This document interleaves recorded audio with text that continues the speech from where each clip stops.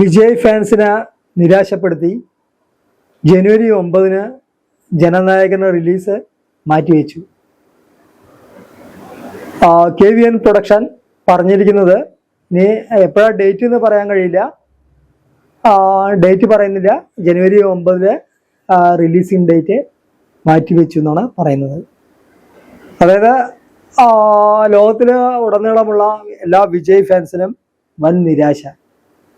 കളിക്കുന്നത് complete politics ആണ്, അത് മനസ്സിലായി അല്ലേ എല്ലാ ആളുകൾക്കും. ഇന്ന് നമ്മൾ എന്തെല്ലാം ഒളിപ്പിച്ചു വെച്ച് കഴിഞ്ഞാലും സോഷ്യൽ മീഡിയ വളരെ സജീവമാണ്. ഇപ്പൊ ഒരാളെ ഒതുക്കി നിർത്തുക, അല്ലെ അയാള് വരുന്നത് വളരെയേറെ ഭയം ഉണ്ടാകുക എന്നൊക്കെ വരുന്നത് സ്വാഭാവികമായിട്ടും എതിർപ്പുകൾ വളരെ രൂക്ഷമാണ്.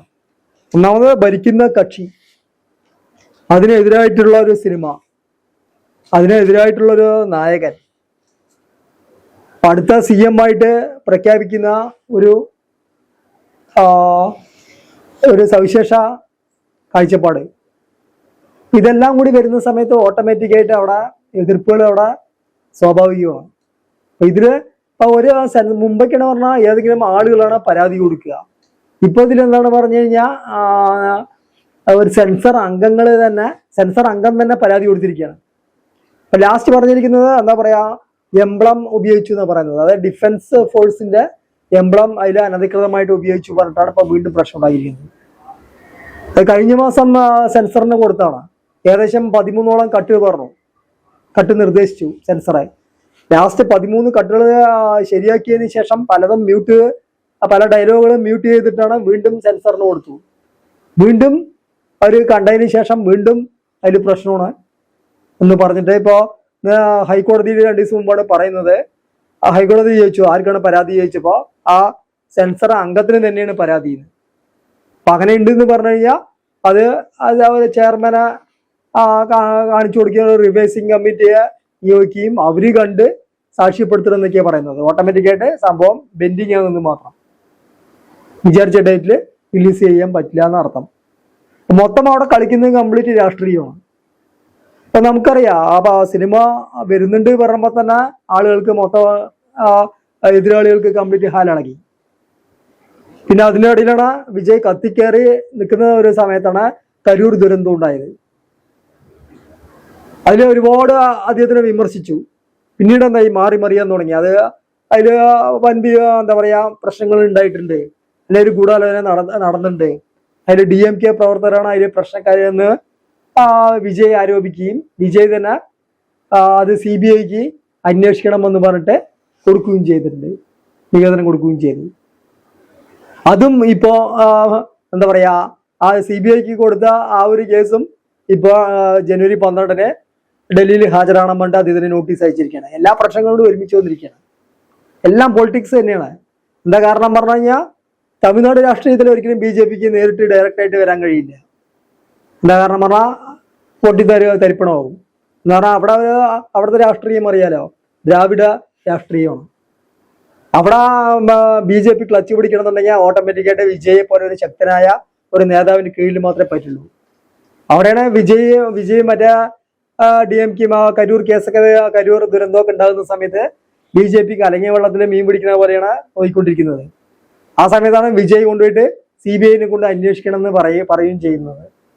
ഓട്ടോമാറ്റിക്കായിട്ട് 12-ാം തീയതി ഒരു നെഗോഷിയേഷൻസ് അവിടെ ഉണ്ടാകുന്ന ഗ്യാരണ്ടിയാണ്. വിജയ് ലാസ്റ്റ് ഡിസിഷൻ പറഞ്ഞിട്ടുമില്ല. പക്ഷെ അദ്ദേഹത്തിനെ സപ്പോർട്ട് ചെയ്യുന്ന എല്ലാവരെയും അദ്ദേഹം സ്വാഗതം ചെയ്യുന്നു എന്ന് കരൂർ ദുരന്തത്തിന് ശേഷം പറഞ്ഞിട്ടുണ്ട്. അപ്പൊ പറഞ്ഞു വന്നത് സിനിമയിലെ രാഷ്ട്രീയമാണ്. തമിഴ്നാട് രാഷ്ട്രീയം എന്ന് പറഞ്ഞാൽ അങ്ങനെയാണ്. അപ്പൊ അതിന്റെ ഇടയിൽ പൊങ്കൽ എന്ന് പറയുന്നത് ജനുവരി 14 അല്ലെ, ആ പൊങ്കൽ റിലീസായിരുന്നു പരാശക്തി എന്ന് പറഞ്ഞ സിനിമ, ശിവകാർത്തികേയന്റെ. അപ്പൊ അത് ടക്ന്ന് എന്താക്കി ജനുവരി 10 നേരത്തെ ജനുവരി 9 ജനനായകനും 10 പരാശക്തിയാക്കി, ഒരു ക്ലാഷ് റിലീസ് പോലെ. അതിലും എന്താണ് രാഷ്ട്രീയം തന്നെയാണ്. അതില് റെഡ് ജയന്റ് എന്ന് പറയുന്ന പ്രൊഡക്ഷൻ കമ്പനിയാണ്. അത് മറ്റേ ഉദയനിധി സ്റ്റാലിൻ്റെയാണ്. അപ്പൊ ശിവകാർത്തികേയനാണ് ശരിക്കും പൊട്ടത്, പുലിവാല് പിടിച്ച പോലെയായി. എന്താ കാരണം പറഞ്ഞു കഴിഞ്ഞാൽ അദ്ദേഹത്തിന് അവിടെ റോളേ ഇല്ല.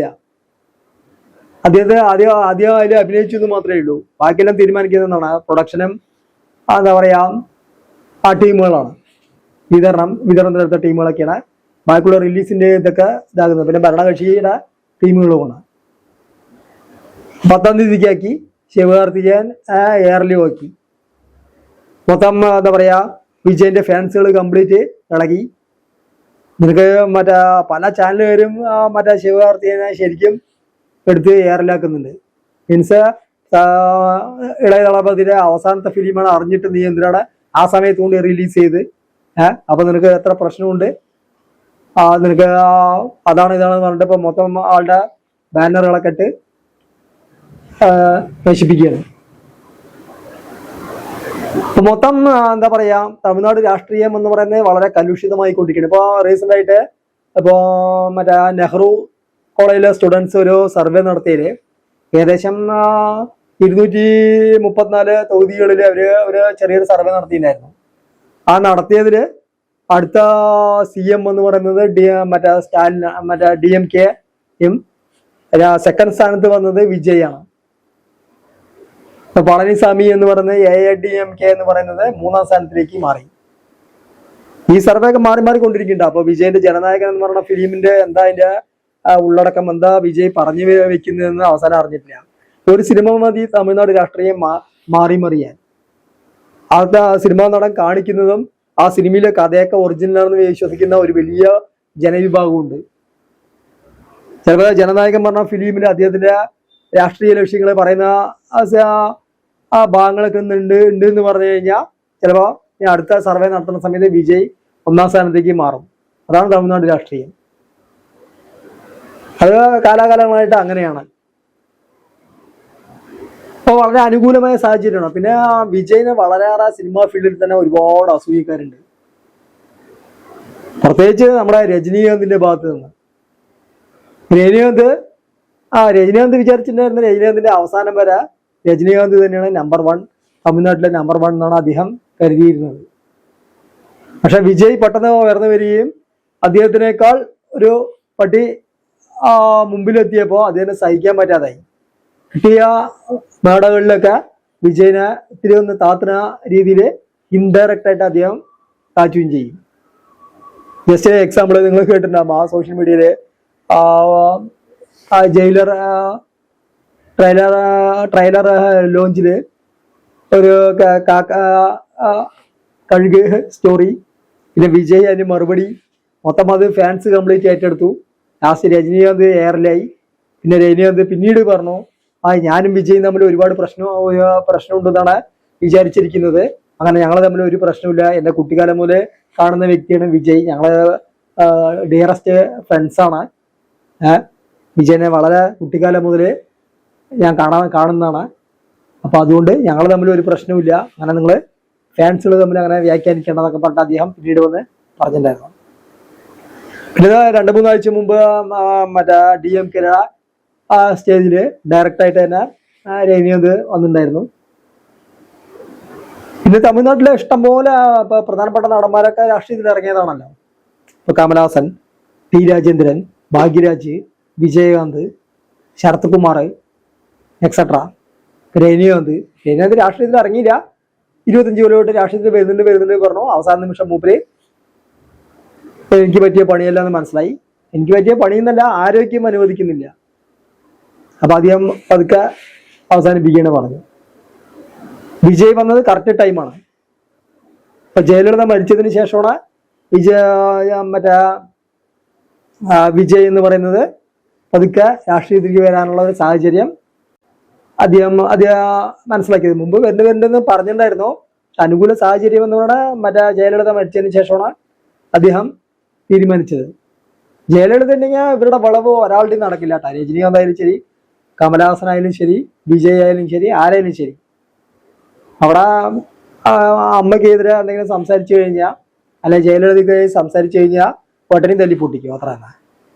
അവിടെ വേറെ ഒരു അപ്പീലും ഇല്ല, അടിക്കണതേ മണ്ടയിലായിരിക്കും.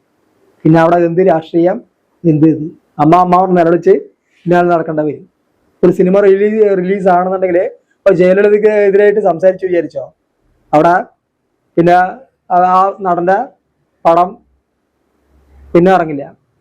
അത് എക്സാമ്പിൾ നമ്മളെ വടിവേലു നമ്പർ 1 ആയി നിൽക്കുന്ന ടൈമായിരുന്നു. ആ സമയത്താണ് ജയലളിതയ്ക്കെതിരായിട്ട് എന്തോ പറഞ്ഞത്. ഒരു 10-15 ജയലളിത മരിച്ച വരെ ഒരു സിനിമയും അദ്ദേഹത്തിന് കിട്ടിയില്ല. ഭയക്കും. പിന്നെ അദ്ദേഹം ജയലളിതനെ താണ്ടി ആരെങ്കിലും സിനിമ ചാൻസ് വല്ലതും കൊടുത്തു കഴിഞ്ഞാൽ ആ കമ്പനി ബുക്ക് ചെയ്താൽ നടക്കാം, ആ നട ഔട്ടായി നടക്കാം. പേട്ടിച്ച് കിളിമുറുകി രജനി എന്തെങ്കിലും അടക്കം മറ്റേ ഒരു ചാൻസ് കൊടുത്താ വടിവേലുവിന് അല്ലെങ്കിൽ കമലഹാസൻ കൊടുക്കില്ല. ജയലളിത ഉണ്ടെങ്കിൽ കൊടുക്കില്ല. അപ്പൊ ജയലളിത മരിച്ചു. വളരെ തമിഴ്നാട് രാഷ്ട്രീയം വളരെ ഒരു അനുകൂല സാഹചര്യമായി. എതിരാളികളില്ല. പിന്നെ പളനിസ്വാമിയാണ്. അത് ഉള്ളതും ഇല്ലാത്തതും ഒന്നാണ്. അപ്പൊ അടുത്ത് ഉദയനിധി സ്റ്റാലിൻ അടുത്ത ഉദയനിധി സ്റ്റാലിൻ. ഈ ലെവലായപ്പോ വിജയ്ക്ക് മനസ്സിലായി ഇനി അടുത്തത് ഇപ്പൊ ഇതാണ് തമിഴ്നാട് രാഷ്ട്രീയത്തിൽ ഇറങ്ങേണ്ട കറക്റ്റ് ടൈം എന്ന് മനസ്സിലാക്കുകയും അങ്ങനെ ഇറങ്ങുകയും ചെയ്തു. ആദ്യമൊക്കെ നമ്മളെ വിജയ്ക്ക് വലിയ ഇതൊന്നും ഉണ്ടായിരുന്നില്ല. പിന്നീട് അദ്ദേഹം പോണ അവിടേക്ക് അദ്ദേഹം അറിയാലോ. ഇപ്പൊ ഏകദേശം അദ്ദേഹത്തിന്റെ സിനിമ ഇതില് അദ്ദേഹം ഇപ്പോ രജനീകാന്തിനേക്കാൾ മുകളിലുള്ള ഒരു പൊസിഷനിലാണ്.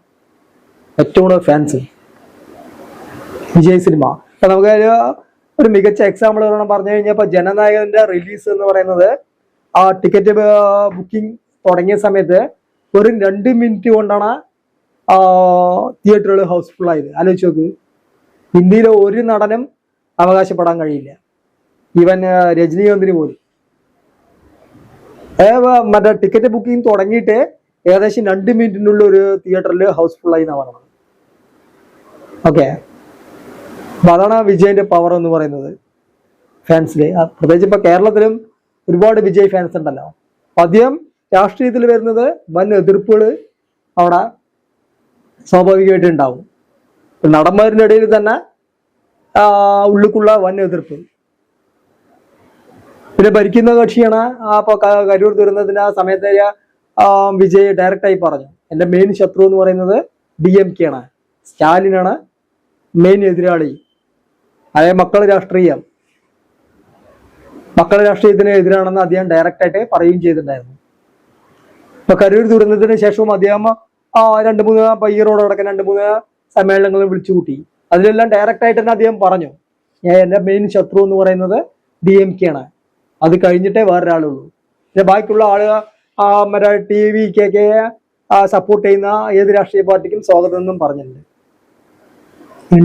ഡയറക്റ്റായിട്ട് വിജയ് സപ്പോർട്ടൊന്നും മറ്റേ BJP കൊടുത്തിട്ടുണ്ടായിരുന്നില്ല. പക്ഷെ അവർക്കും സ്വാഗതം എന്നുള്ള രീതിയിലാണ് അദ്ദേഹം പറഞ്ഞത്. ഇപ്പൊ ഫുൾ മറ്റെന്താ പറയാ ഈ ജനനായകൻ റിലീസിന്റെ സമയത്ത് ഫുൾ കളിക്കുന്നതൊക്കെ രാഷ്ട്രീയം അല്ലേ? അല്ലെങ്കിൽ മറ്റേ ഒരു സെൻസർ ബോർഡ് അംഗം തന്നെ പരാതി കൊടുത്ത് അതിനെ വീണ്ടും റിവൈസിങ് കമ്മിറ്റിക്ക് കൊടുക്കണം എന്ന് പറയുന്ന ഇത് ആദ്യമായിട്ടാണ് സിനിമ ഫീൽഡിൽ. അല്ലെങ്കിൽ വേറെ ഏതെങ്കിലും ആളുകൾക്ക് പരാതി ഉണ്ട് എന്നാണ് പറയുക. ഇപ്പൊ ഡിസംബറിൽ സർട്ടിഫിക്കറ്റിന് വേണ്ടിയിട്ട് സെൻസസ് സർട്ടിഫിക്കറ്റിന് കൊടുത്ത പടമാണ്. അപ്പൊ അതിൽ തന്നെ ഒരു 13 കട്ടുകൾ നിർദ്ദേശിച്ചിട്ടുണ്ടായിരുന്നു. ഒരുപാട് രംഗങ്ങൾ മ്യൂട്ട് ചെയ്തിട്ടുണ്ടായിരുന്നു. എന്നിട്ടാണ് റിലീസിന് കൊടുത്തിട്ടുണ്ടായിരുന്നത്. അതിനുശേഷം അത് കണ്ടതിന് ശേഷം വീണ്ടും എന്താ പറയാ ഡിഫൻസിന്റെ എംബ്ലം ഉപയോഗിച്ചത് ഒരുപാട് പ്രശ്നങ്ങളുണ്ട്. അത് മറ്റേ ആർമിയെ അവഹേളിച്ചു എന്നൊക്കെ പറഞ്ഞിട്ട് വീണ്ടും കൊടുത്ത് അതെല്ലാം മാറ്റി. അപ്പോഴാണ് വീണ്ടും അടുത്ത അംഗത്തിന് പരാതി ഉണ്ട് എന്ന് പറഞ്ഞിട്ട് സെൻസർ ബോർഡ് അംഗത്തിന് തന്നെ പരാതി ഉണ്ട് എന്ന് പറഞ്ഞിട്ട് ഹൈക്കോടതിയിൽ വരികയും വീണ്ടും അത് റിവൈസിങ് കമ്മിറ്റി കണ്ടതിന് ശേഷം മാത്രമേ ഫൈനൽ ഡിസിഷൻ എടുക്കാൻ കഴിയുള്ളൂ. അതുകൊണ്ടാണ് പറഞ്ഞ ഡേറ്റിന് ജനുവരി 9 ജനനായകൻ റിലീസ് ചെയ്യാൻ കഴിയാതിരുന്നത്. കളിക്കുന്നത് കംപ്ലീറ്റ് രാഷ്ട്രീയമാണ്. ഇപ്പൊ ഇതില് സംഭവിക്കുന്നത് എന്താണെന്ന് പറഞ്ഞു കഴിഞ്ഞാൽ ജനങ്ങളുടെ ഇടയിൽ കംപ്ലീറ്റ് വിജയുടെ റേഞ്ച് എന്ന് പറയുന്നത് വളരെയേറെ വർദ്ധിച്ചുകൊണ്ടിരിക്കണേ. ഒരു സിമ്പതി കിട്ടിയത് ഇതിന്. ഇപ്പൊ ജസ്റ്റ് ഒരു എക്സാമ്പിള്, ആദ്യത്തിന് സിനിമനെ വളഞ്ഞു കെട്ടി ആക്രമിക്കുക. ഇപ്പൊ മറ്റേ സെൻസർ പ്രശ്നങ്ങള് ഹൈക്കോടതിയിൽ വരികയും വീണ്ടും അത് റിവൈസിങ് കമ്മിറ്റി കണ്ടതിന് ശേഷം മാത്രമേ ഫൈനൽ ഡിസിഷൻ എടുക്കാൻ കഴിയുള്ളൂ. അതുകൊണ്ടാണ് പറഞ്ഞ ഡേറ്റിന് ജനുവരി 9 ജനനായകൻ റിലീസ് ചെയ്യാൻ കഴിയാതിരുന്നത്. കളിക്കുന്നത് കംപ്ലീറ്റ് രാഷ്ട്രീയമാണ്. ഇപ്പൊ വിജയിന് ഇപ്പൊ ഇതില് സംഭവിക്കുന്നത് എന്താണെന്ന് പറഞ്ഞു കഴിഞ്ഞാൽ ജനങ്ങളുടെ ഇടയിൽ കംപ്ലീറ്റ് വിജയുടെ റേഞ്ച് എന്ന് പറയുന്നത് വളരെയേറെ വർദ്ധിച്ചുകൊണ്ടിരിക്കണേ. ഒരു സിമ്പതി കിട്ടിയത് ഇതിന്. ഇപ്പൊ ജസ്റ്റ് ഒരു എക്സാമ്പിള്, ആദ്യത്തിന് സിനിമനെ വളഞ്ഞു കെട്ടി ആക്രമിക്കുക, ഇപ്പൊ മറ്റേ സെൻസർ പ്രശ്നങ്ങള്, മൊത്തം തിയേറ്റർ റിലീസ് പ്രശ്നങ്ങള്, അതുപോലെ തന്നെ മറ്റേ ശിവകാർത്തികനെ ക്ലാഷ് വെച്ചിട്ട് 14-ാം തീയതി വെച്ച സിനിമനെ 10-ാം തീയതിക്ക് ആക്കി വെച്ചു. അതിന്റെ മറ്റേ ശിവകാർത്തികനെ പരാശക്തി പറഞ്ഞ സിനിമയുടെ പ്രൊഡക്ഷൻ എന്ന് പറയുന്നത് മറ്റേ giant movies, red giant movies, അത് മറ്റേ ഉദയനിധി സ്റ്റാലിൻ്റെയാണ്. മൊത്തം കളിക്കുന്നത് കംപ്ലീറ്റ് രാഷ്ട്രീയമാണ്. അവിടെ വിജയം കൂടി വരുന്ന സമയത്ത് വളരെ കലുഷിതമായ അവസ്ഥയാവും. കാരണം നിലവില് ഭരിക്കുന്ന കക്ഷി വളരെ സ്ട്രോങ് അല്ലെ, DMK എന്ന് പറയുന്നത്. അപ്പൊ പുതിയൊരാള് രംഗപ്രവേശം ചെയ്യുക, അയാൾ ഒരുപാട് ഇമ്പാക്ട് സൃഷ്ടിക്കുക, അയാളുടെ സമ്മേളനങ്ങളിലും അയാളെ പ്രസംഗിക്കുന്നത് കേൾക്കാനും ഒരുപാട് തിരക്കുകൾ ഉണ്ടാകുക, ഒരുപാട് ട്രാഫിക് ജാം ഉണ്ടാകുക, ഒരുപാട് ജനക്കൂട്ടങ്ങൾ ഉണ്ടാകുക. ഓട്ടോമാറ്റിക്കായിട്ട് ഭരിക്കുന്ന കക്ഷിക്ക് ഒരു വെപ്രാളം ഉണ്ടാകുമല്ലോ. അപ്പൊ അവര് പരമാവധി എന്ത് ചെയ്യും, അതിനെ തടയുകയും അതിനെ നിരോധിക്കുകയും പ്രശ്നങ്ങൾ ഉണ്ടാക്കുകയും എല്ലാം ചെയ്തുകൊണ്ടേയിരിക്കും. എന്നാൽ സിനിമന്റെ അകത്തു നിന്ന് തന്നെ ഒരുപാട് പ്രശ്നങ്ങള് വിജയ് നേരിടേണ്ടി വരുന്നുണ്ട്. വിജയനെ 100% സിനിമാ സ്റ്റാർസൊക്കെ അദ്ദേഹത്തിനെ അനുകൂലിക്കുന്നതെന്ന് വിചാരിക്കണ്ട. അപ്പൊ രജനീകാന്തൊക്കെ വിജയ്ക്ക് എതിരാണ്. അദ്ദേഹം ഡയറക്റ്റായിട്ട് പറയില്ല എന്ന് മാത്രം. ഇപ്പൊ എല്ലാ നടന്മാരും മറ്റേ വിജയനെ ഡയറക്റ്റായിട്ട് ഒന്നും പറയുന്നില്ല. ഇപ്പൊ കരൂർ ദുരന്ത കേസ് ഉണ്ടായ സമയത്ത് പോലും വിജയനെ ഡയറക്റ്റായിട്ട് പറഞ്ഞില്ല. എന്താ കാരണം പറഞ്ഞാൽ, സപ്പോസ് വിജയ് അവിടെ തമിഴ്നാട് രാഷ്ട്രീയമല്ല, എങ്ങനെ വേണമെങ്കിൽ മാറാം. വിജയ് സപ്പോസ് ഒരു CM ആയി കഴിഞ്ഞു കഴിഞ്ഞാൽ അത് ആലോചിച്ചിട്ടാണ് ആരും ഒന്നും മിണ്ടാത്തത്. രജനി, കമല് ഒന്നും അധികം അവിടെയും ഇവിടെയും തൊടാണ്ടാണ് പറഞ്ഞുകൊണ്ടിരിക്കുന്നത്. പക്ഷെ ഉള്ളിക്കുള്ള വിജയന് നല്ല അസൂയയുണ്ട്.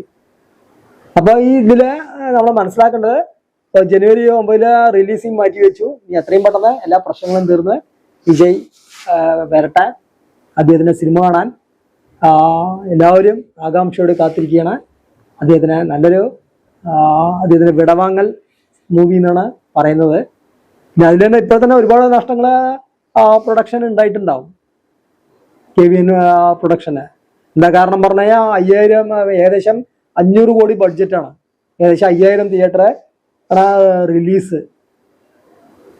ഏകദേശം അപ്പൊ പടത്തിന് മാത്രം ഏകദേശം 320 കോടിയാണ്, 360 കോടി. വിജയന്റെ പ്രതിഫലം മാത്രം 220 കോടി.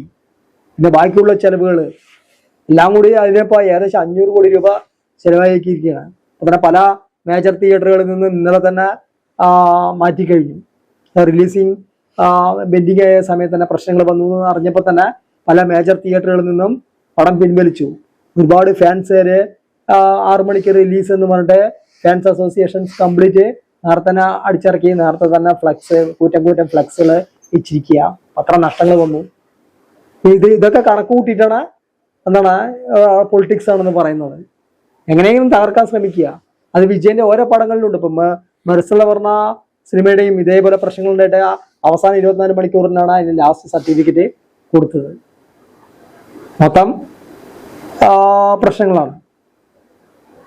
എന്നിരുന്നാലും എല്ലാം തരണം ചെയ്ത് അദ്ദേഹത്തിന്റെ പടം ജനനായകനെ എത്രയും പെട്ടെന്ന് തിയേറ്റർ റിലീസ് ഉണ്ടാകട്ടെ, വൻ വിജയമാകട്ടെ എന്ന് പ്രത്യാശിക്കാം.